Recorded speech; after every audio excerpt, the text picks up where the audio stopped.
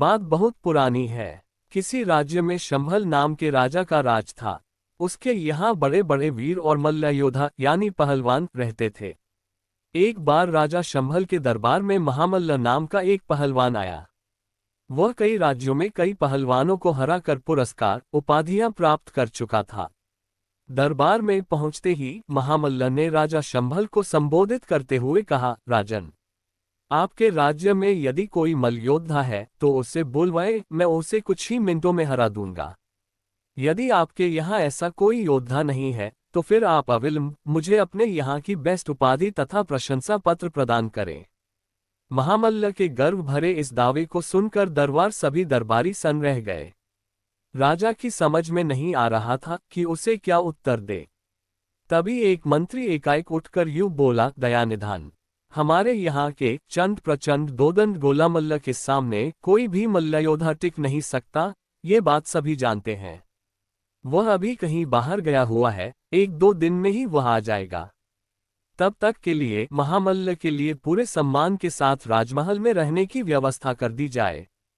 उसी समय महामल्ल के लिए पूरे सम्मान के साथ राजमहल में रहने की व्यवस्था कर दी गई।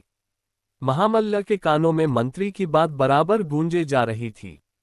वह गोलामल्ल के बारे में ज्यादा से ज्यादा जानकारी प्राप्त कर लेना चाहता था। इसलिए वह नौकरों से कुरेद कुरेद कर सवाल पूछ रहा था।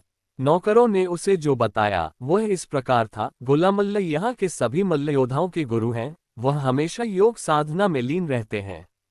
वह तभी बाहर निकलते हैं जब राज्य की प्रतिष्ठा पर आंच आ रही हो।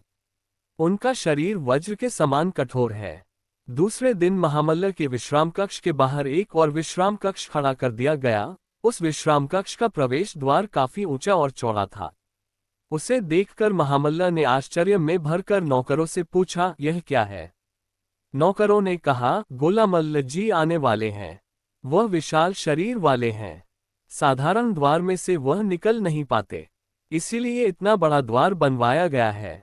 उधर अपने मजदूरों से राजमिस्त्री कह रहा था, अरे फर्श को अच्छी तरह दुरमुस से कूटो ताकि वह खूब पक्का हो जाए, वरना गोलामल्ल जी का पांव पड़ते ही वह धंस जाएगा और उसमें गड्ढे पड़ जाएंगे। अब गोलामल्ल के लिए बड़े बड़े बर्तनों में बादाम, पिस्ता, दूध, मक्खन आदि आने लगे। ये तमाम हलचल महामल्ल अपनी आंखों से देख रहा था। उसी शाम राजधानी में घोषणा हुई कि अगले दिन नए विश्राम कक्ष में गोलामल्ल जी प्रवेश करेंगे।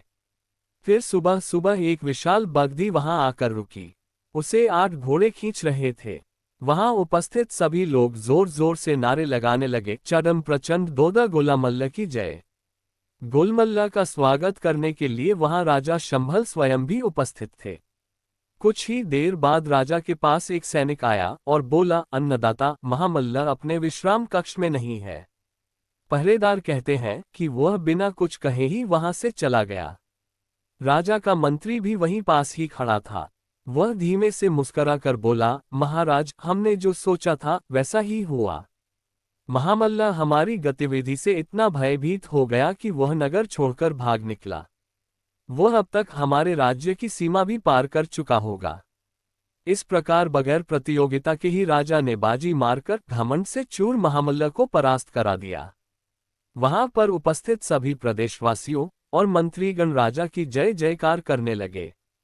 दोस्तों, हमें मालूम है कि कहानी पसंद आने पर आप लाइक और सब्सक्राइब जरूर करेंगे, अतः कहानी राज के तरफ से कहानी को पूरी पढ़ने के लिए आपको बहुत बहुत धन्यवाद।